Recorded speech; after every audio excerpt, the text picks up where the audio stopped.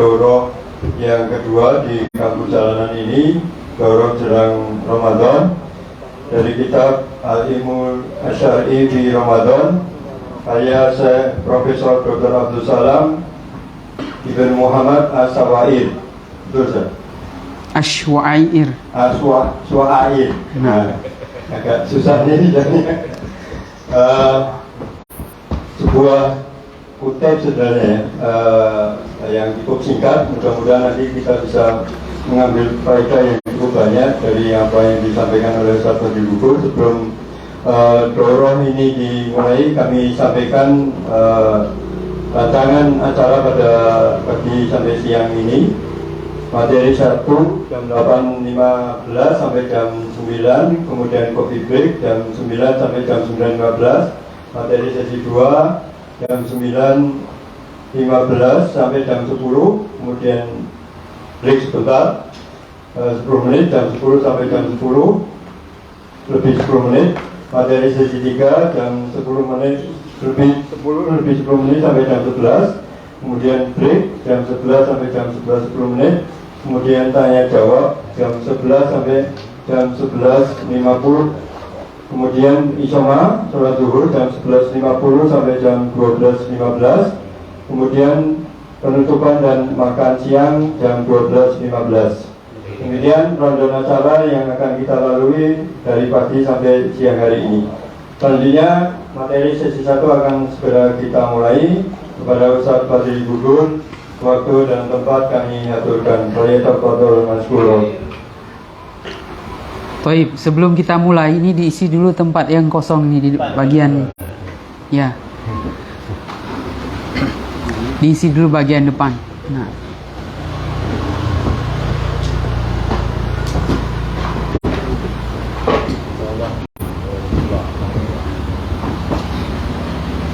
baik, jadi duduk di dalam majelis ilmu itu kedudukannya seperti mengisi shaf dalam sholat. Jadi paling depan itu paling bagus. Nah, saya takut saya tiba-tiba ditanya, disuruh baca, maka kita menjawab apa adanya. Afwan, saya belum bisa baca, tapi menunjukkan semangatnya di dalam menuntut ilmu syar'i, ilmu Allah Subhanahu wa ta'ala. Jadi tidak usah perlu takut. Kalau takut di bagian depan, minimal ambil bagian pinggir. Nah, sebagaimana shaf di belakang imam bagi orang yang berhak. Kalau imam batal, dia akan maju. Kalau saya kayak takut nih, berarti saya rong sedikit kanan atau kiri. Jadi ini bersungguh-sungguh dan tidak dianjurkan silakan maju-maju, Anda aja yang maju. Tidak sebagaimana dalam sholat, karena inilah perkara akhirat. Kalau perkara akhirat, orang harus berlomba-lomba, karena dia adalah persoalan surga dan neraka. Tapi kalau persoalan dunia, ini seharusnya kita yang banyak mengalah, tapi yang adalah sikutan. Jadi jangan terbalik. Barakallahu fikum ajma'in. Baik, bismillahirrahmanirrahim. Alhamdulillah, wassalatu wassalamu ala rasulillah wa ala alihi wa ashabihi ajma'in, amma ba'du. Faya ayyuhal ikhwa, uhayyikum bi khairi tahiyya wa hiya tahiyatul Islam. Assalamualaikum warahmatullahi wabarakatuh. Baik, alhamdulillah pada pagi hari ini kita berusaha untuk mengambil faedah dari tulisan atau ceramah dari para ahli ilmu. Dan pada kesempatan kali ini kita mengambil faedah dari kitab Al-Ilmu Syar'i fi Ramadan. Ilmu syar'i di bulan Ramadan, yang judulnya saya kasih ke panitia itu renungan ilmu di bulan Ramadan. Nah, ilmunya dihilangkan. Jadi renungan di bulan Ramadan. Tapi ada hubungannya dengan ilmu dan itu sangat penting. Kemudian pada dasarnya kitab ini itu adalah sebuah ceramah dari Profesor Abdul Salam bin Muhammad Asy-Syu'air. Jadi Profesor Dr. Abdul Salam bin Muhammad Syu'air, beliau ini membaca Sahih Bukhari di depan mufti sekarang Saudi Arabia, Syekh Abdul Aziz Saleh Al-Syekh, 14 tahun. Jadi baca sedikit-sedikit, ketemu di masjid, baca 1-2 hadis sampai selesai. Dan saya melihat video khotaman beliau. Video khotam beliau cuma satu orang, cuma beliau baca di hadapan Mufti Am. Sekarang Mufti Besar Saudi pengganti Syekh Abdul Aziz bin Baz. Nah, ini beliau orangnya. Beliau adalah lulusan terbaik dari sekolah hakim. Ini sekolah hakim agama di Saudi. Dan beliau adalah lulusan terbaik Syekh Abdul Salam bin Muhammad Asy-Syu'air, dan beliau adalah dosen perbandingan fikul muqaron. Kalau sekarang dosen fikih lintas madhab. Dan beliau sekarang mengajar di Libya. Kalau tidak salah setiap 2 pekan atau setiap bulan beliau mengajar di Libya, Jakarta, daring dari Saudi Arabia. Baik, jadi kalau ada yang biasanya biasanya ada info kajian Zoom. Nah, ini beliau yang ngisi. Beliau mengisi fikih Syafi'i As-Safinatun Najah. Jadi ini sekilas gambaran dari penulis kitab ini, dan asalnya ini ceramah kemudian ditranskrip jadilah sebuah kitab. Baik, bismillahirrahmanirrahim. Alhamdulillahirabbil alamin. Wa asyhadu an la ilaha illallah wahdahu la syarikalah wa asyhadu anna Muhammadan abduhu wa rasuluhu sallallahu alaihi wasallam tasliman katsira ila yaumiddin. Jadi ini pembukaan Syekh. Kemudian beliau mengatakan, ayyuhal ikhwah, wahai sekalian ikhwah. Ikhwah itu dengan ikhwan sama, artinya saudara. Tapi ikhwah itu lebih dalam maknanya. Seperti saudara secara umum dan saudara memiliki hubungan darah. Nah, ikhwah ini lebih dalam maknanya. Jadi kalau kita manggil ya ikhwan, ya ikhwah, mana yang lebih dalam maknanya? Ikhwah. Karenanya disebutkan dalam ayat Al-Quran, innamal mu'minuna ikhwatun. Sesungguhnya orang-orang beriman itulah bersaudara. Jadi persaudara iman seolah-olah sampai memiliki persaudaraan, hubungan tali darah, hubungan silaturahim. Padahal tidak, sebenarnya tidak. Tapi karena keimanan membuat mereka itu bersaudara. Fa inna li ma'akum al-lailah hadisan qasiran aw mawdu'in tawilin. Pada malam hari ini aku bersama kalian. Ini dalam bahasa Arab iltifat. Jadi berusaha untuk mengambil perhatian para audiens, para pendengar. Sesungguhnya pada malam hari ini aku dan kalian akan membicarakan pembicaraan yang singkat tetapi maknanya yang sangat panjang, judulnya yang sangat dalam. Singkat. Kemudian beliau mengatakan id lan yatajawaza hadithi bi masyiatillahi azza wa jalla nahwan min rub'i sa'atin. Karena pembicaraan kita, kata Syekh, apa yang beliau ingin sampaikan tidak akan lewat dari 15 menit. Rubu sa'ah, 1/4 jam. 1/4 jam berapa menit? 15. Cuma 15 jadi kitab, bahkan jadi daurah. Berapa jam? Bayangkan. Ini keluasan bahasa Arab. Au sulusiha, atau sepertiganya. Sepertiga berarti berapa jam? 20 menit. Bukan 2 jam. Sepertiga jam 20 menit. Bimasyiatillahi subhanahu wa ta'ala, dengan izin Allah insyaallah. Jadi kata Syekh, ceramah saya cuma 15 sampai 20 menit. Tapi ternyata di dalam kitab jadi panjang. Naam. Baik, hadisunal yaum, pembicaraan kita sekarang ini an amrayni azimaini, dari dua perkara yang sangat penting. Kata beliau, wahuma, dan itu adalah al-ilmu wa Ramadan. Ilmu dan Ramadan. Masih halaman 1 ini. Ilmu dan Ramadan. Masih pembicaraan dengan ilmu dan Ramadan. Kemudian beliau mengatakan, fa innal ilma min afdalil ibadat allati yata'abbadu biha al-'abdu rabbah. Sesungguhnya ilmu itu adalah ibadah yang paling utama yang seorang hamba mendekatkan diri kepada Allah Subhanahu wa taala. Jadi ada 2 orang, yang satu berilmu, yang satu tidak, orang awam biasa. Dua-dua sama-sama melaksanakan sholat zuhur. Tapi pahalanya, kata para ulama, bisa bagaikan langit dan bumi. Orang berilmu yang unggul. Kenapa? Kekhusyuannya. Dia tahu ini perintah wajib. Dia tahu rukun. Kalau ruku harus lurus. Kalau diumpamakan ditaruh wadah air, airnya nggak jatuh. Kemudian ketika bangkit dari ruku, kembali tulang-tulang itu ke posisi semula. Dia tahu ini hadis Nabi SAW. Bahkan dia tahu setiap amalan ini pahalanya sekian, pahalanya sekian. Jadi dari situ dia mendapatkan pahala yang lebih besar daripada orang awam. Orang awam dapat pahala sholat menggugurkan kewajiban. Tapi orang berilmu ada nilai plus. Semakin tinggi keilmuannya, semakin tinggi kekhusyuannya kepada Allah Subhanahu wa taala dan rasa takutnya kepada Allah Subhanahu wa taala. Saya sedang ruku. Kenapa ruku bacanya Subhana Rabbiyal Azim? Kemudian ketika sujud jadi apa? Subhana Rabbiyal A'la. Kok beda?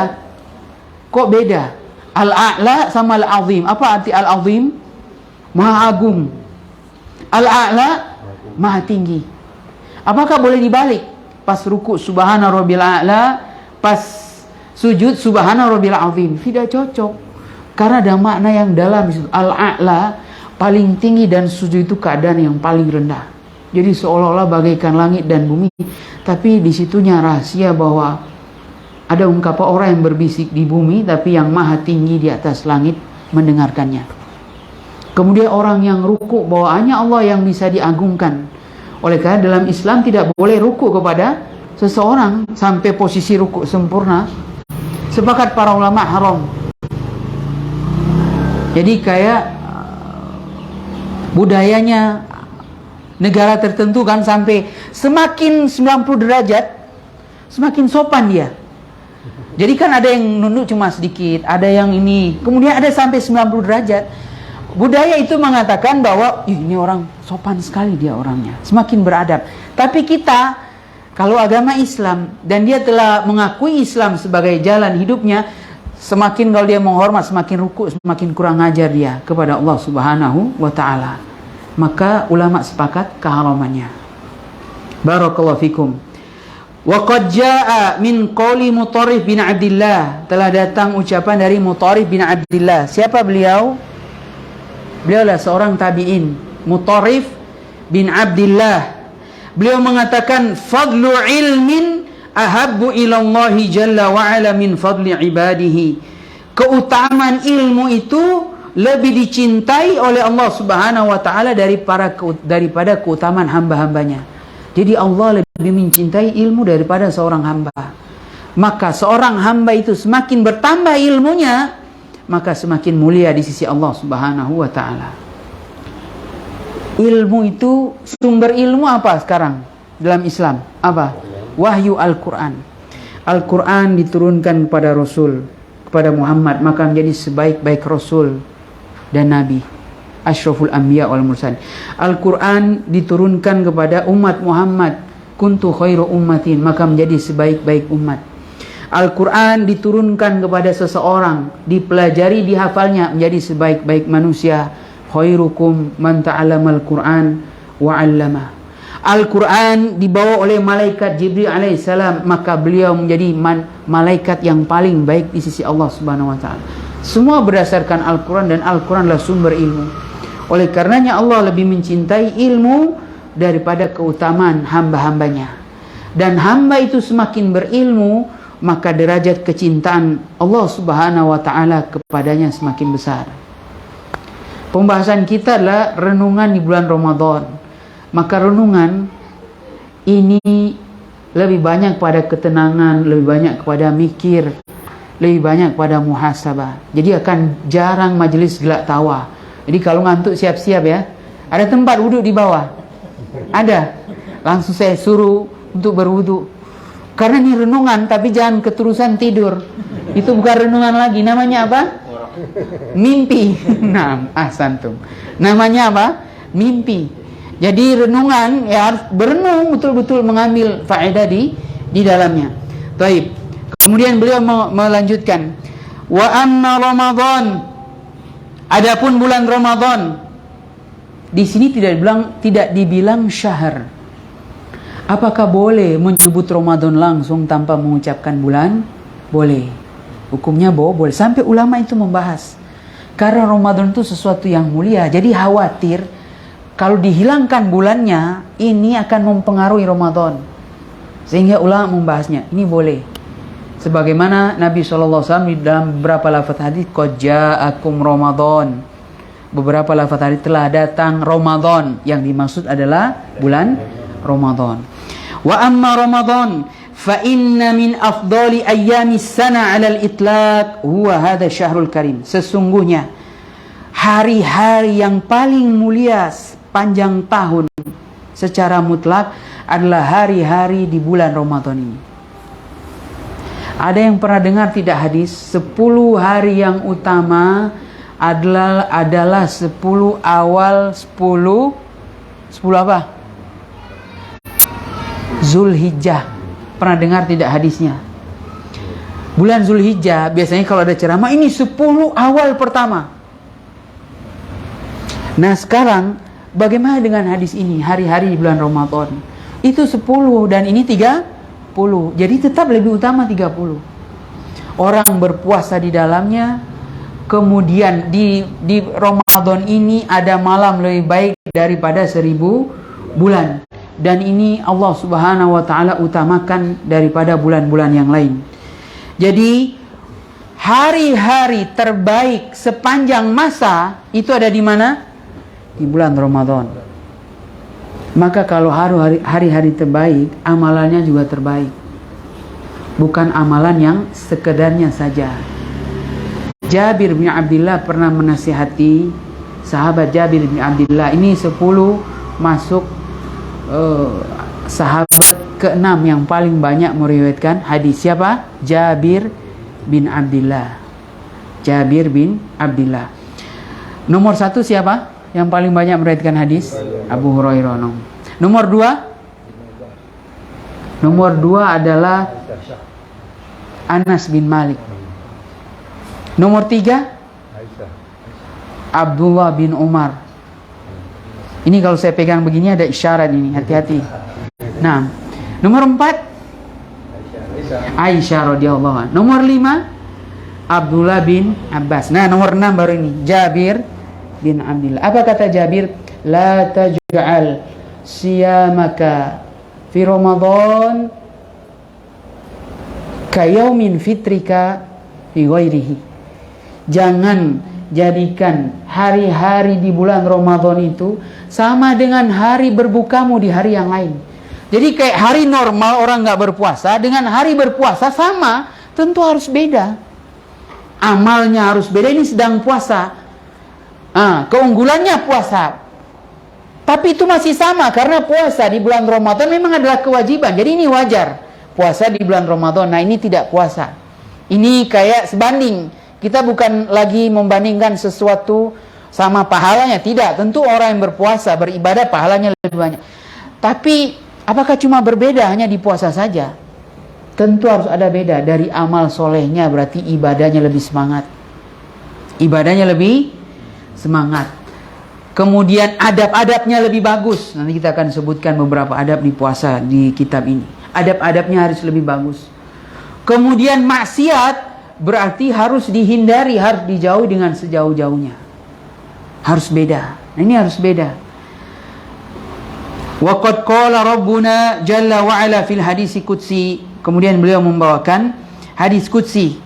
Beliau membawakan hadis yang kita sudah sering dengar di akhir-akhir sebelum masuk Ramadan ini. Kullu amal ibni Adam lahu illa shaum fa innahu li wa ana ajizi bihi.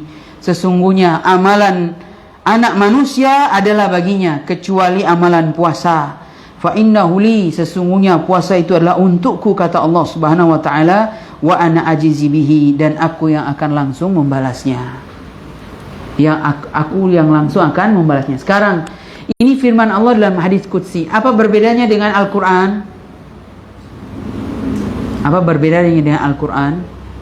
Pertama, Al-Quran itu bacanya itu sudah mengandung pahala secara otomatis. Dia tahu baca Al-Quran ada pahala. Tapi kalau baca hadis qudsi belum tentu ada pahala, kecuali kalau dia berniat akan mendapatkan pahala. Muta'abbadun bitilawatihi, diberikan pahala dengan hanya membacanya. Kemudian Al-Quran itu punya mukjizat tersendiri, berbeda dengan hadis qudsi. Mukjizatnya dari sisi kenabian, tapi bukan mukjizat dari sisi sebagaimana Al-Quran yang akan kekal sampai hari kiamat, kecuali Allah yang akan mengangkatnya. Perbedaan kedua. Perbedaan ketiga, Al-Quran itu pasti benar, periwayatannya sampai kepada kita mutawatir. Jadi kalau orang berdusta, langsung ketahuan, wah ini ayat Al-Quran, tambahan ayat, langsung heboh se-Indonesia. Tarik peredaran mushaf ini. Belum lama kan beredar, ditarik. Wakaf, penerbitnya Wakaf, BWF, Badan Wakaf Al-Quran Indonesia itu menarik. Karena menarik percetakan ini mushaf karena ada beberapa cetakan yang salah di beberapa tempat, ditarik. Jadi dijaga dan sampai kepada kita mutawatir. Tapi kalau hadis qudsi kan namanya hadis, berarti boleh jadi ada yang hadis qudsi lemah, dhaif sanadnya, rawi yang membawa hadis itu, sehingga hadis qudsi ini tidak diterima. Tapi Al-Quran tidak mungkin diterima, tidak mungkin tidak diterima, karena pasti dia akan diingkari. Dia akan diingkari. Jadi diantara perbedaan-perbedaannya, dan masih banyak lagi perbedaan yang lain. Fanahnu hadithuna fi hadhihi laila an amrayni azimaini. Dan kita, pembicaraan kita tentang dua perkara besar tadi, ilmu dan Ramadan. Nah sekarang subnya, sub pentingnya dari dua perkara ini. Beliau mengatakan an ilmin yaktasabul mar'u wa yata'allamu, dari ilmu tentang ilmu, bagaimana dia memperolehnya dan mempelajarinya. Yang kedua an zamanin fadil, dari waktu yang mulia. Kalau waktu yang mulia berhubungan dengan apa? Ramadan. Dan ini 1 bulan hanya sekali saja sepanjang tahun, dan tidak ada jaminan untuk bertemu dengan tahun berikutnya. Kalau bulan Rabiul Awal masih ada Rabiul Awal akhir, Jumadil Ula masih ada Jumadil Tsaniyah. Kalau Muharram, bulan haram masih ada Zulqa'dah, Zulhijjah, Rajab, masih ada bulan haram. Tapi kalau Ramadan, adakah yang bisa mengganti keutamaan bulan ini? Tidak ada. Jadi itu hanya sekali. Maka kalau sekali, maka jadilah orang yang berusaha memaknai Ramadan dengan keinsafannya, dengan keteguhannya, dengan kesungguhannya, karena hanya sekali. Makanya ada yang mengatakan kalau bulan Ramadan, puasa di dalamnya, ibadah di dalamnya, ibadahlah yang bermakna, yang engkau melakukan seolah-olah ini adalah Ramadan terakhirku. Sehingga ada judul ceramah, Anda ini Ramadan terakhirku. Ini boleh jadi Ramadan terakhir. Ini karena cuma 1 kali sepanjang tahun. Tahun depan belum tentu. Belum tentu. Kemudian beliau mengatakan, maka saya akan kerucutkan pembahasan kita menjadi beberapa hal. Beliau mengatakan dari dua hal ini, dari ilmu kemudian waktu yang mulia.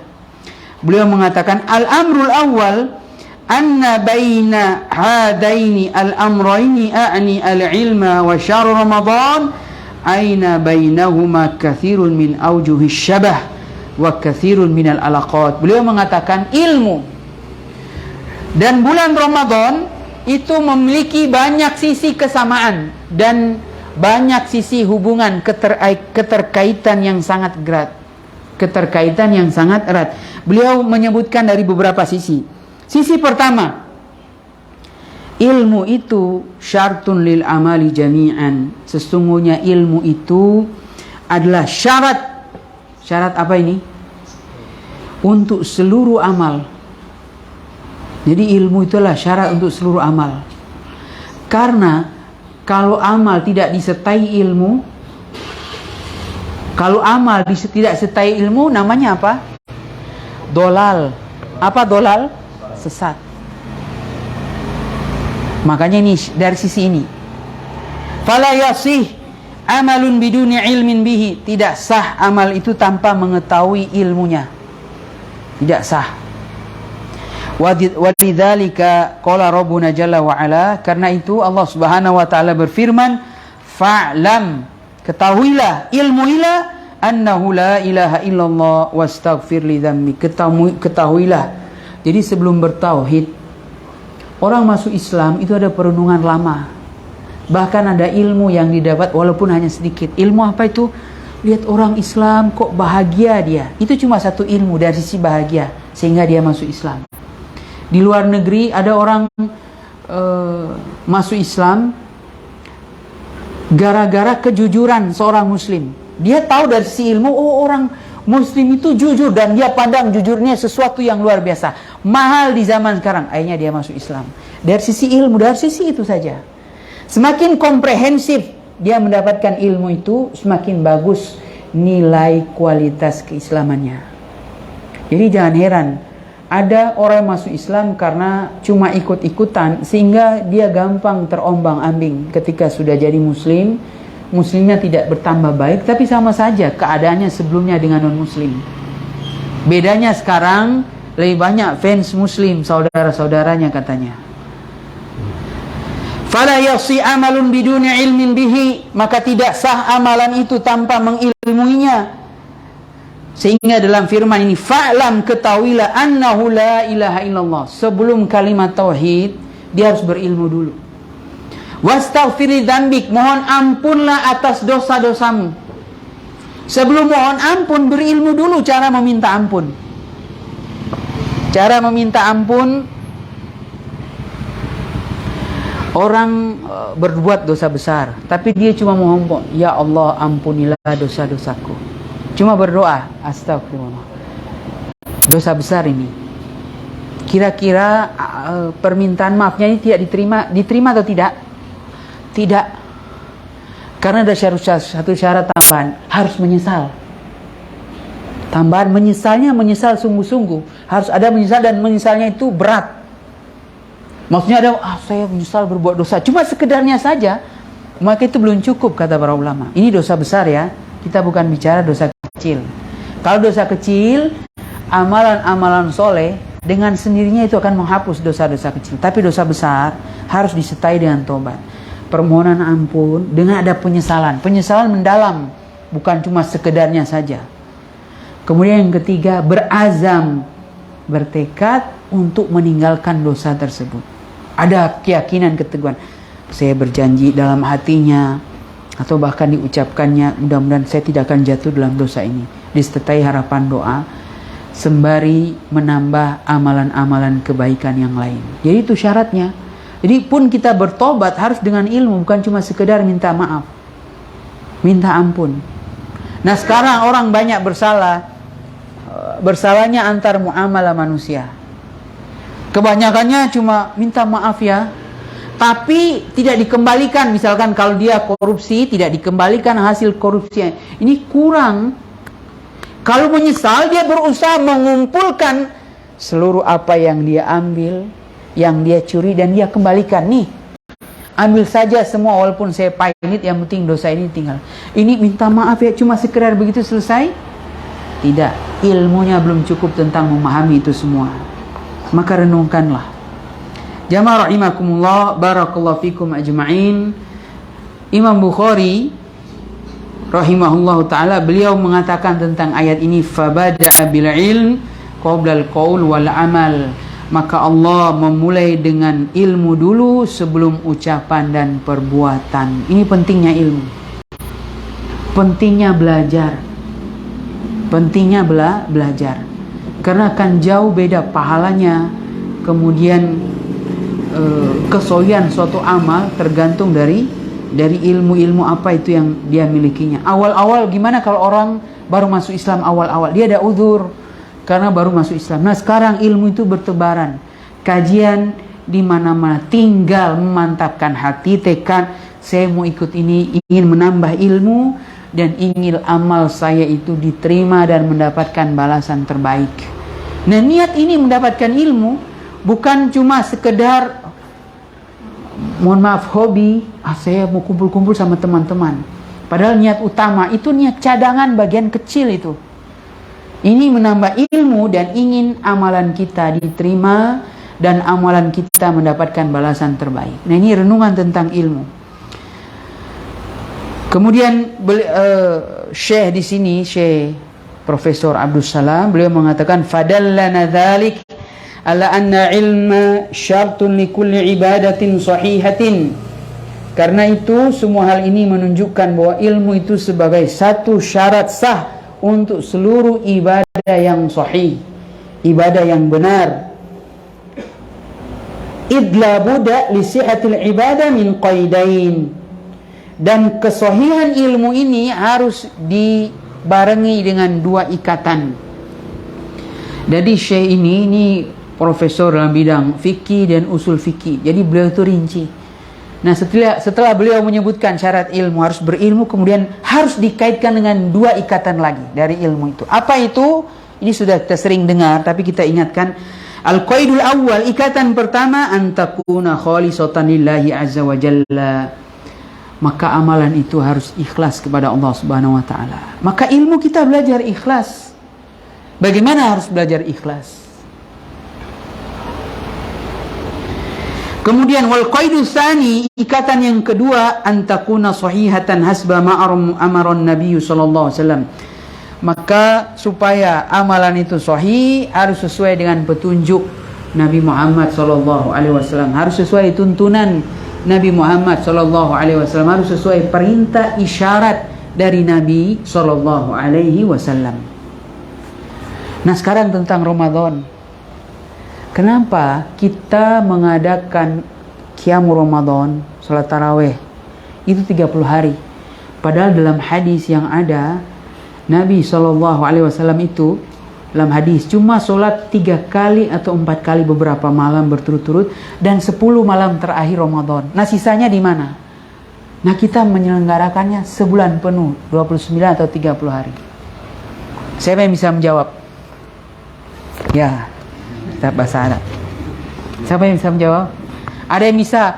Ya, kalau mendekati dikasih hadiah lah. Ya, tafadhol.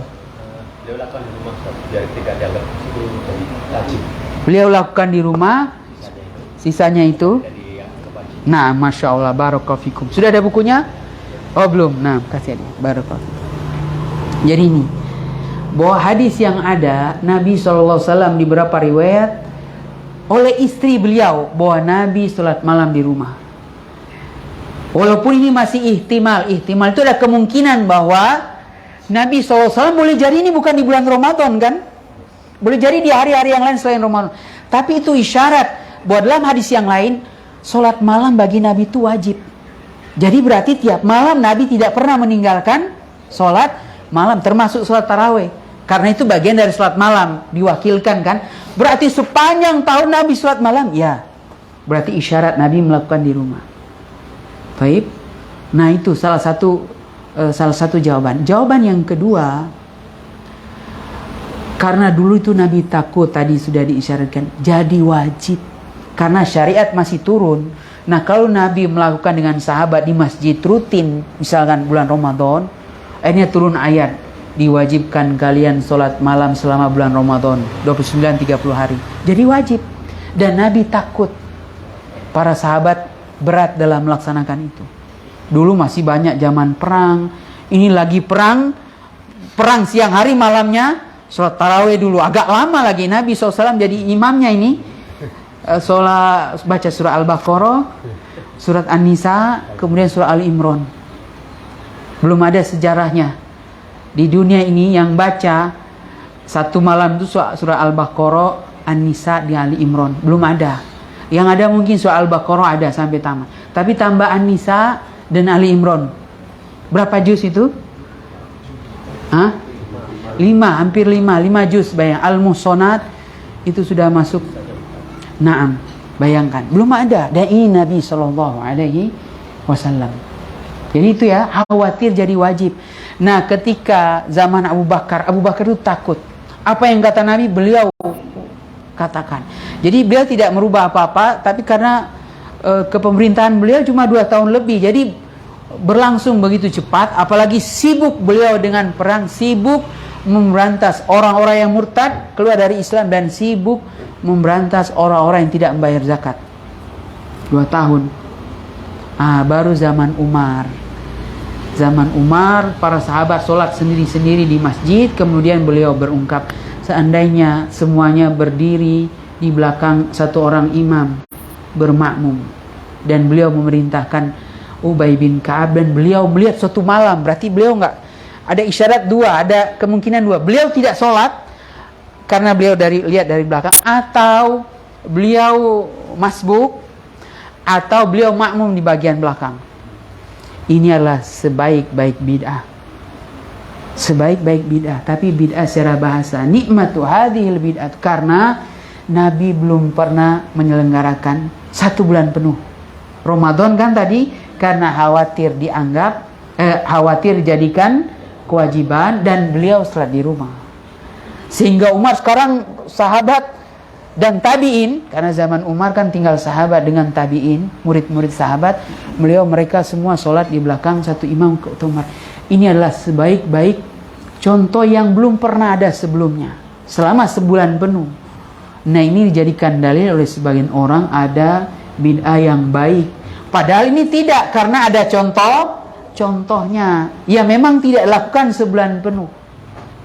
Sehingga berdasarkan hadis ini dan penjelasan yang kita bacakan, tertolak orang yang mengatakan, ya saya sholat di masjid 20 hari sajalah, sisanya saya di rumah, karena mengikuti Nabi SAW. Kata ulama itu tertolak alasan itu, karena pada zaman Nabi khawatir akan jadi wajib. Nah sekarang khawatir jadi wajib sudah enggak, syariat sudah sempurna. Sholat tarawih hukumnya apa? Sunnah muakkadah, tidak lagi jadi wajib. Sehingga alasan saya mau sholat di rumah saja, dianjurkan untuk sholat berjamaah, dan itu adalah sunnah khulafaur rasyidin Umar bin Khattab.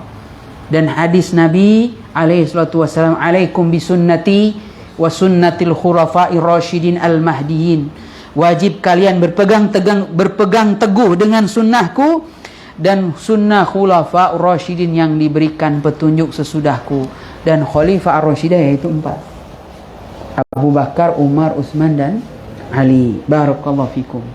Baik, kita lanjutkan. Jadi 2 ikatan tadi apa? Harus ikhlas dan sesuai tuntunan Nabi SAW. Dan ini dibangun di atas ilmu. Jadi ini sekarang keterkaitannya kita renungkan. Orang yang tidak suka terhadap ilmu atau malas, dia akan susah memenuhi 2 hal ini. Imma salah satunya yang kurang, atau bahkan tidak dua-duanya. Yang tidak mau menuntut ilmu sedikit sekali untuk mengecek duduk di majelis ilmu yang benar-benar ilmu ya, bukan cuma majelis isinya semuanya pujian semua, tidak ada ilmu berkaitan dengannya. Ini khawatir. Taib. Kemudian kata beliau, wa hadha huwa makna qaulillahi azza wa jalla. Inilah maksud dari firman Allah Subhanahu wa taala dalam surah Al-Mulk ayat yang kedua, liyabluwakum ayyukum ahsanu amala, untuk menguji di antara kalian siapakah yang paling baik amalannya. Ya berarti saya cuma beramal. Nah kita lihat penjelasan para ulama mengenai hadis ini, ayat ini, surah Al-Mulk ayat 2. Rawa Ibnu Abi Dunya. Jadi ada nama ulama Ibnu Abi Dunya. Beliau membuat buku, kitab judulnya Al-Ikhlas. Judul kitab Al-Ikhlas. Ini bukan surah Al-Ikhlas ya, Al-Ikhlas. Isinya apa? Isinya hadis semua, perkataan sahabat, perkataan tabi'in. Beliau mengatakan bi isnadin sahih anna Fudail bin Iyad. Pernah dengar Abdullah bin Mubarak? Terkenal kan? Ini gurunya Abdullah bin Mubarak, Fudail bin Iyad. Ini ahli nasihat. Ini ahli nasihat. Orang ini mendapatkan hidayah itu, ini terkenal nih dulunya ini orang jahat, Fudail bin Iyad. Di dalam riwayat sejarah beliau penyamun yang merompak di negeri padang pasir. Ini bukan perompak gunung ya, perompak padang pasir. Bukan perompak laut, perompak padang pasir. Suatu saat itu dia berniat mencuri. Kemudian ketika mau naik panjat dinding, mendengar orang membaca ayat. Ini lagi sholat malam ini. Belumkah datangnya saatnya hati itu takut karena Allah Subhanahu wa taala, an takhsha'a. Alam ya'ni lilladzi na'amanu an takhsha'a qulubuhum li dzikrillah. Belumkah datang waktunya hamba itu takut karena Allah Subhanahu wa taala dengan ibadah kepadanya. Dia mendengar ini langsung seperti apa ya, kalau orang kena apa spiritual, pengalaman merinding spiritual, kayak ada yang mengguncang dadanya. Nggak jadi mencuri. Pulang dan menyesal dan bersungguh-sungguh untuk belajar ilmu dan jadi ahli ilmu. Jadi ahli ibadah dan ahli ilmu. Dan ini gurunya Abdullah bin Mubarak.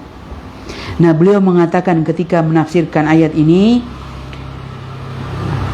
beliau mengatakan qala ahsanul amal akhlasuhu wa aswabuhu. Amalan yang terbaik itu adalah akhlasuhu. Apa itu? Yang paling ikhlas. Wa aswabuhu, yang paling benar. Pada hakikatnya kita ini bersungguh-sungguh supaya amalan kita itu semuanya ikhlas, berjuang untuk mendapatkan keikhlasan dan berjuang agar amalan kita terbaik. Kalau ikhlas itu masalah hati, kita semua berusaha untuk melaksanakan. Tapi aswabu, yang paling benar. Kekhusyuan ketika sholat, berarti jangan banyak gerakan dan seterusnya. Masing-masing kita berjuang. Jadi sholat kita kan bisa beda-beda. Dulu kalau guru kami dulu ngajar, pokoknya selama sholat tidak ada gerakan sama sekali, ngorek-ngorek, semuanya gerakan sholat. Bayang, untuk melatih ngorek, kamu ada satu, semua kan santri menilai, ada silakan sholat 2 rakaat. Jadi dihitung berapa garukannya, kamu 1 kali garukan. Sampai segitunya untuk melatih, berusaha untuk tidak digaruk. Nah, sekarang kita lebih dalam lagi. Kapan garukan itu boleh? Kita lagi tidak membicarakan gerakan. Kapan garukan itu boleh? Menggaruk terserah bagian mata atau sekedar colek 1 kali. Kapan? Mengganggu, ini jawabannya masih umum. Perlu lebih rinci lagi, lebih mengikat. Naam. Siapa yang bisa mendatangkan? Ketika kalau enggak, naam. Ketika itu diperlukan garukan. Ketika itu diperlukan. Seberapa perlu antara tidak menggaruk dan menggaruk?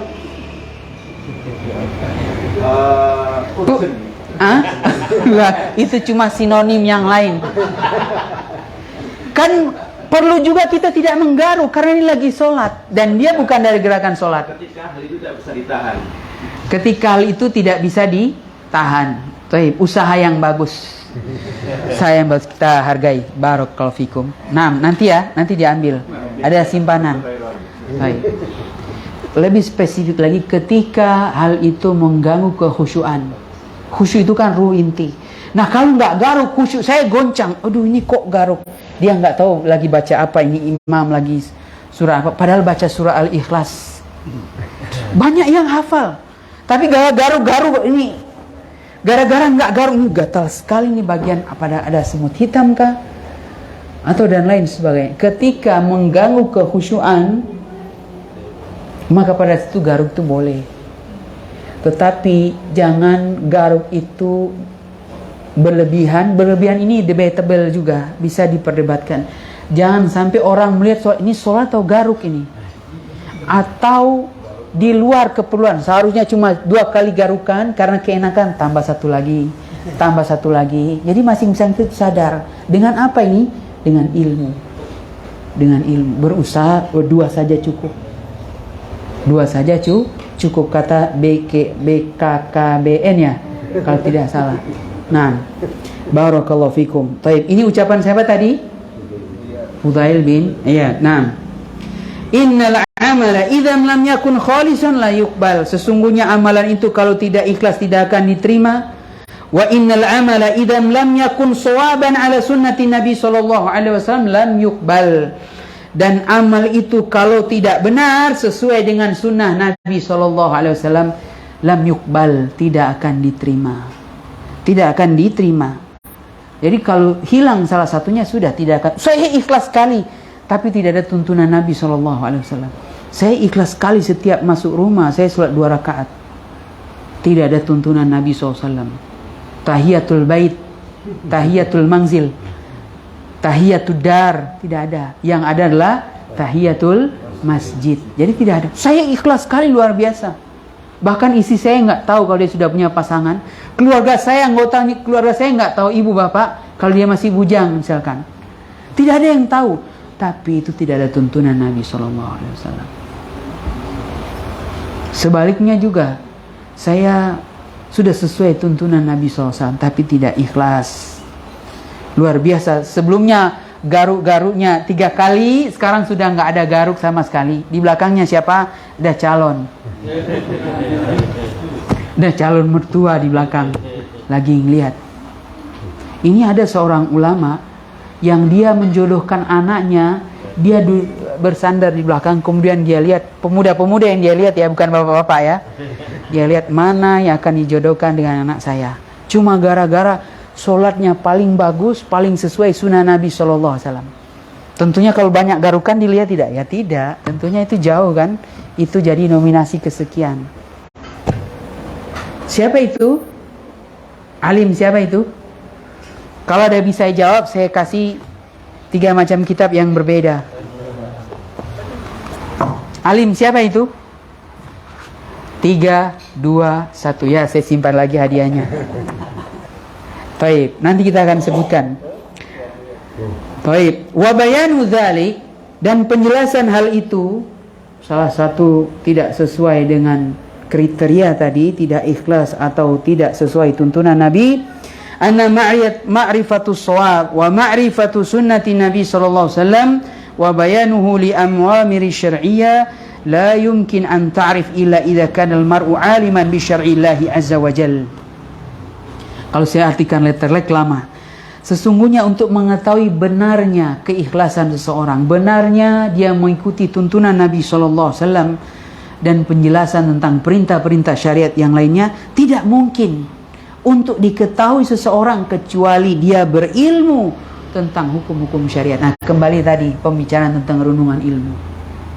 Jadi kita belajar berilmu. Duduk di majelis ini, di antara tujuannya kita ingin bagian dari ibadah kita di Ramadan dengan berbagai macam variasinya, mudah-mudahan yang terbaik, mudah-mudahan dipenuhi dengan keikhlasan. Amin ya rabbal alamin.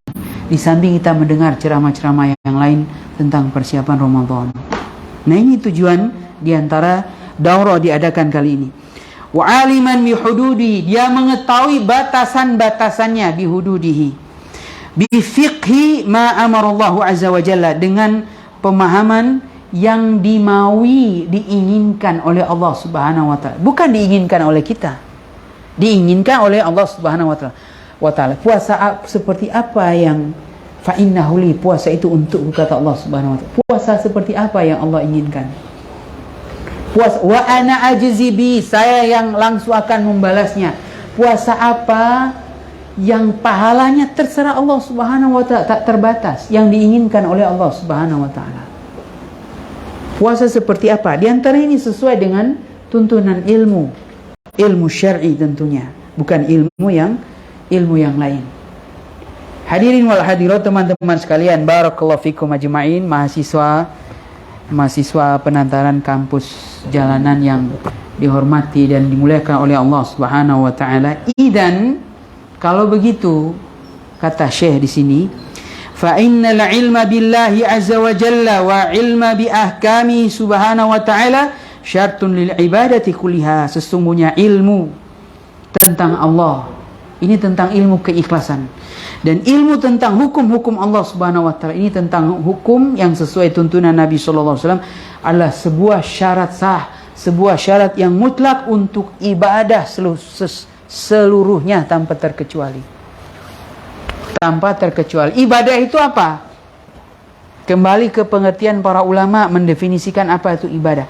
Segala sesuatu yang dicintai, diridhoi oleh Allah Subhanahu wa taala, perkataan dan perbuatan secara zahir maupun batin. Itu pengertian ibadah. Jadi kalau ada orang, saya harapkan ini akan mendapatkan balasan terbaik. Dia sudah mengharapkan balasan. Saya harap amalan ini diridhoi oleh Allah Subhanahu wa Ta'ala. Oh, sudah masuk ibadah tadi. Maka terpenuhikah syaratnya ini sesuai dengan tuntunan Nabi dan keikhlasan terpenuhi? Saya harap amal ibadah ini mendapatkan balasan yang terbaik. Balasan dari siapa? Dari Allah. Kalau balasan dari manusia ya sudah tercoret satu syarat. Tercoret satu syarat. Wa hadza ma'na qouli ba'di al-'ilm. Inilah makna dari ucapan sebagian ahli ilmu, annal ibadata idza fa'alaha al-'alim fa inna ajrahu yakunu 'alaihi a'dham min ghairihi. Beliau mengatakan ibadah itu kalau dilakukan seorang alim, orang berilmu, sesungguhnya pahalanya lebih besar daripada orang selain berilmu, orang biasa. Jadi tingkatan ilmu seorang pahalanya itu lebih besar. Berarti para ulama itu pahalanya lebih besar. Secara teori iya. Ya, secara teori. Naratif. Hukum tulisan. Ya, mereka lebih banyak pahalanya. Tapi kita bersaing karena masalah hati, keikhlasan. Ada satu syarat ya, keikhlasan. Itu adalah hak prerogatif Allah Subhanahu wa Ta'ala. Tidak ada orang yang bisa menghukumi keikhlasan orang lain. Oh, kamu itu tidak ikhlas, kamu itu begini. Sehingga sekarang kita masuk renungan. Ada kata ucapan Imam Malik, man kana lillahi abqa, barang siapa karena Allah maka pasti akan kekal. Nah sekarang kitab-kitab Muwatta, itu judul dulu yang buat kitab Muwatta itu banyak ulama membuat karya, judulnya siapa? Kitab Muwatta. Dulu belum ada larangan apa namanya, hak cipta intelektual. Wah, kamu buat judul buku yang sama, plagiarism atau copy paste ya hak saya. Belum ada, tidak ada yang protes dulu. Karena isinya kebanyakan sunnah Nabi SAW. Tidak ada yang berhak, ini adalah milikku, ini sunnah Nabi, peninggalan semua muslim berhak. Kata Imam Malik, ditanya oleh muridnya, banyak ulama yang membuat kitab Muwatta, namanya Muwatta'at, Muwatta. Kenapa engkau buat kitab Muwatta? Kata Imam Malik, man kana lillahi abqa, barang siapa yang karena Allah pasti akan kekal. Nah sekarang kitab-kitab Muwatta yang sampai kepada kita miliknya Imam Malik. Miliknya Imam Malik. Nah, bolehkah kita mengucapkan berarti selain Imam Malik yang buat kitab Muwatta enggak ikhlas karena enggak sampai buku kepada kita? Tidak boleh, tetap tidak boleh. Tapi ucapan Imam Malik itu adalah nasihat yang baik, nasihat yang berharga. Patut ditulis dengan tinta emas. Barang siapa karena Allah pasti akan kekal. Tapi tidak boleh orang mengklaim, berarti ulama-ulama yang lain tadi ya, berarti enggak ikhlas kayaknya buat kitab itu, kayaknya cuma ingin menarik perhatian publik dan seterusnya. Tidak boleh. Itu adalah hak prerogatif Allah Subhanahu wa Ta'ala. Itu adalah hak prerogatif Allah Subhanahu wa Ta'ala. Jadi ini jelas, ini hukum teori dan tadi kenyataan.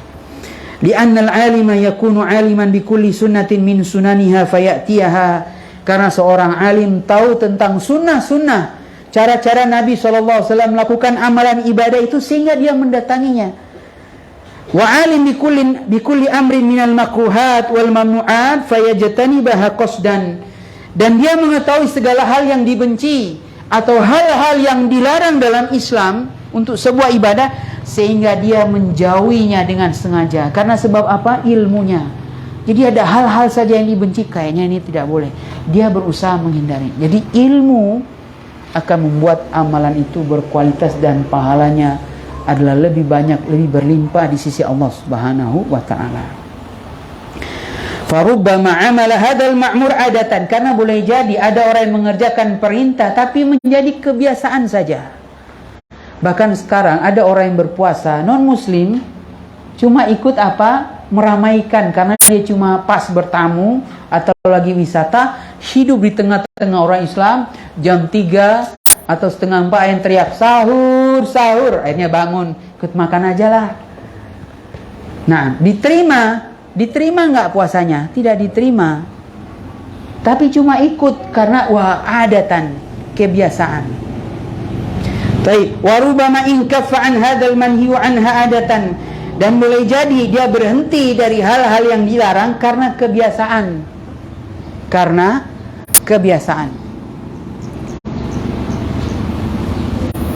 Nah, ini saya contohkan ini. Ada orang perokok, tapi dia kerja di tempat yang enggak ada orang yang merokok sama sekali dan dilarang merokok selama bekerja di luar. Dan nah, dia karena kebiasaan, akhirnya dia sadar sendiri, akhirnya dia tidak merokok sama sekali. Dapat pahala tidak? Tidak dapat pahala, ya dia cuma berhenti merokok. Tapi kalau diniatkan karena Allah, pahalanya. Barang siapa yang meninggalkan sesuatu karena Allah, maka Allah akan ganti dengan yang terbaik. Dia meninggalkan rokok, nggak dapat apa-apa, tapi sudah baguslah dia tidak melakukan suatu pelanggaran. Tapi kalau dia tinggalkan itu karena Allah Subhanahu wa taala, tapi melalui sebab apa? Orang-orang pada nggak merokok di sekelilingnya, atau pas di pekerjaan dilarang merokok, dia cuma pulang di rumah, tapi sudah terbiasa, akhirnya lambat laun sampai terhenti sama sekali. Dapat pahala besar, dan boleh jadi ada penggantinya. Tiba-tiba dia dapat bonus naik jabatan, atau bonus gajinya dinaikkan, atau bonus dagangannya laris, ada yang borong luar biasa, atau dapat bantuan hibah. Silakan Anda gunakan untuk hal-hal yang mubah. Seharusnya dapat itu, tapi karena cuma sekedar kebiasaan dia tidak dapat itu. Nah, itu hadiah dari Allah Subhanahu wa taala yang Maha Pemurah. Fala yu'jaru ala mujarrul inkifaf, maka tidak diberikan pahala hanya sekedar berhenti saja. Idil ajru mabniun ala niat, karena pahala itu dibangun atas niat, berdasarkan niatnya, bukan hanya sekedar tadi kebiasaan atau karena terbiasa. Wan niyatu kama qarrara Imam Syafi'i wa tabi'ahu ahli ilm, dan kita selesaikan sampai satu paragraf terakhir ini. Dan Imam Syafi'i menetapkan dan diikuti oleh para ahli ilmu yang lain, anna niyata tabi' lil ilm, bahwa niat itu mengikuti karena ilmu. Fa illam ta'lam, kalau kalian tidak berilmu, anna hadzal amra ma'murun bihi atau anna hadzal amra manhiyun anhu, kalau kalian tidak berilmu bahwa perkara ini diwajibkan atau perkara ini diharamkan, fa innaka la tu'jar, maka engkau tidak akan mendapatkan pahala sama sekali. Nol pahala, tidak akan diberikan pahala sama sekali. Illa idza kunta kadzalik, kecuali kalau Anda semua berilmu dan meninggalkan itu dengan dua kait ikatan tadi. Ikhlas karena Allah Subhanahu wa taala, atau mayoritas ikhlasnya karena dia sudah berjuang. Kalau bisa 75% ikhlasnya. Kalau 51 ya kita harapkanlah 51% Allah memberikan pahala karena Allah sangat luas, dia sedang berjuang. Kemudian yang kedua, kalau ini adalah amalan yang ada isyarat, tuntunan, perintah dari Nabi SAW, maka beruntunglah dia. Barakallahu fikum ajma'in. Kita sekarang memasuki coffee break. Baik, barakallahu fikum.